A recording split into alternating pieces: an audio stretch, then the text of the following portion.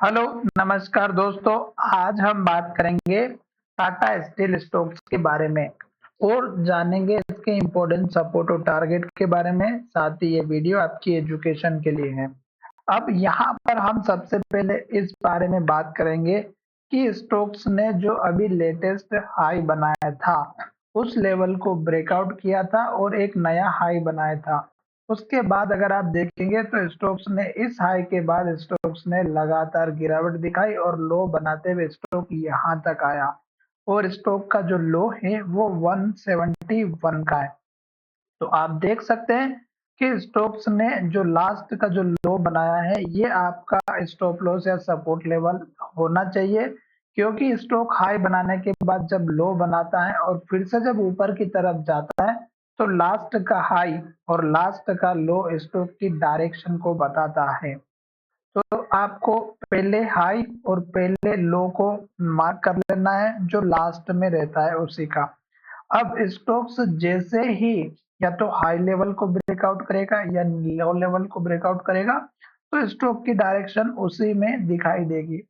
अभी अगर आप यहाँ पर देखेंगे तो एक के बाद एक रेड कैंडल बन रही थी और मार्केट की जो पॉजिटिव थी, उसके बावजूद भी ये नेगेटिव कैंडल बना रही थी। तो आप देख सकते हैं कि इस स्टॉक्स का जो ये पुराना वाला हाई था, लेवल इसके आसपास आया और स्टॉक्स में फिर से गिरावट आ गई। अब स्टॉक हमारा इस लेवल को तोड़ेगा 171 को, तो स्टॉक्स में गिरावट आती हुई नजर आएगी। 171.84 है या 80 है, तो उसके बाद सपोर्ट देखिएगा 170 का यहाँ पर दिखाई दे रहा है। तो आपको क्या करना है कि मेजर सपोर्ट लेवल 170 के आसपास का लेकर के चलना है, जो कि यहाँ पर सबसे इम्पोर्टेंट लेवल रहेगा। अभी स्टॉक नीचे की तरफ आ रहा है और लो बना रहा है, तो आप वेट कीजिएगा। स्टॉक में गिरने के चांसेस दिखाई दे रहे हैं, क्योंकि स्टॉक को अगर हाई का ब्रेकआउट करना होता तो स्टॉक इस हाई के आसपास क्लोज हो जाता, और अब यहाँ पर लो के पास क्लोजिंग हुई, मार्केट की डायरेक्शन भी नेगेटिव हो चुकी है। तो अब ये लेवल का स्टॉक लेवल तोड़ सकता है और यहाँ पर जो लेवल है 170 के आसपास का आपका सपोर्ट लेवल बनना चाहिए। फिलहाल जब तक लो बनेगा और रेड कैंडल बनेगी, तब तक आपको वेट करना है। साथ ही अगर आप लॉन्ग टर्म के इन्वेस्टर हैं, तो आपको एक बात का ध्यान रखना है कि जब स्टॉक्स अपना, जैसे यहाँ पर स्टॉक ने हाई बनाया था और यहाँ जाकर के स्टॉक्स ने लो बनाया था, जो कि हमारा पुराना वाला हाई लेवल था, तो इसी तरह से आपको अभी लो तक का एटलीस्ट वेट करना चाहिए। और दूसरी बात कि अगर आपने यहाँ पर स्टॉक्स को कहीं पर लेकर के रखा है लंबे समय के लिए, तो इस कैंडल के लो के नीचे का या इसके आसपास का स्टॉक का सपोर्ट लेवल रखना। अगर ये लेवल टूटेगा तो फिर स्टॉक डाउन ट्रेंड को इंडिकेट कर देगा और स्टॉक नीचे की तरफ चला जाएगा। तो अभी फिलहाल आप देख सकते हैं यहाँ से 1 से 2 वीक से गिरावट दिखाई दे रही है।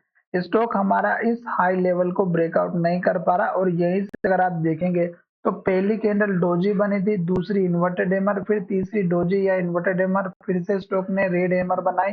पर ऐसा एक भी दिन नहीं था जिसमें स्टॉक ने हाई के ऊपर क्लोजिंग दी हो पिछले वाले। तो यहाँ पर देखिएगा ऐसा कोई सी भी कैंडल नहीं बनी है, सभी कैंडल में क्लोजिंग नीचे की तरफ हुई और इस बड़ी रेड कैंडल में तो आप देख सकते हैं कि लो के पास क्लोजिंग हुई और उसके बाद से ही गिरावट आते हुए नजर आ रही है। तो अभी आपको केवल वेट करना चाहिए और जब स्टॉक्स में आपको पॉजिटिव कैंडल मिलती है, जैसे कि इस तरह की हैमर टाइप से यहाँ पर भी बनी हुई है, यहाँ पर हैमर डोजी बनी हुई है, यहाँ पर बनी हुई है, तो ये कैंडल जब भी हमारे सपोर्ट पर बनती है, जैसे कि यहाँ पर देखिएगा ये सपोर्ट है, यहाँ पर सपोर्ट पे बनी, यहाँ पर भी सपोर्ट है और यहाँ पे एक रेजिस्टेंस लेवल था।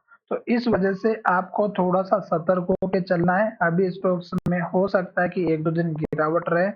अब आपको मैं यहाँ पर एक चीज और बताना चाहूंगा कि अगर स्टॉक में कुछ इस तरह की ग्रीन कैंडल बनती है, हाई बनता है और हाई के पास क्लोज होता है, तब तक आपको स्टॉक्स में बने रहना है। जब स्टॉक्स रेड कैंडल बनाना स्टार्ट करता है, पिछली कैंडल के लो के नीचे क्लोज होता है, तो आप अपना प्रॉफिट बुक करने के लिए तैयार रहिएगा। और जब रेड कैंडल बनना स्टार्ट होती है और एक के बाद एक रेड कैंडल बनती है, लो बनता है, लो जब तक बनेगा, लो के पास क्लोजिंग होगी, तब तक आपको वेट करना है, एंट्री नहीं लेनी है। तो चलिए वीडियो को यही विराम करते हैं। धन्यवाद, मिलेंगे नई वीडियो में।